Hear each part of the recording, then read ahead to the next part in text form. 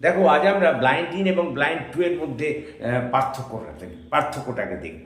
দেখো, blind in মানেও অন্ধ, আবার ব্লাইন্ড টু মানেও অন্ধ, কিন্তু তাদের মধ্যে পার্থক্য আছে।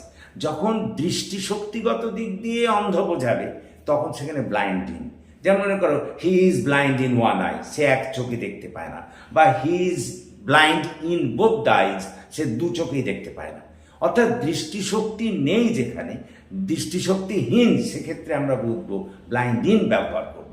আবার ব্লাইন্ড টু মানেও অন্ধ, যেখানে দৃষ্টিশক্তি থাকা সত্ত্বেও মানুষ অন্য কারো কিছু ত্রুটি দেখতে পায় না, বা ইচ্ছা করে দেখতে চায় না, বা বুঝতে পারে না, তখন সেক্ষেত্রে ব্লাইন্ড টু ব্যবহার করব। যেমন করো, he is blind to his sons fault, সে তার ছেলের দোষের ব্যাপারে একেবারে অন্ধ। তার মানে ব্লাইন্ড ইন দৃষ্টিগত দিক দিয়ে অন্ধ, আর ব্লাইন্ড টু বোঝাতে অন্যের ত্রুটি দেখেও দেখতে পায় না, সেদিক দিয়ে অন্ধ। Thank you for watching.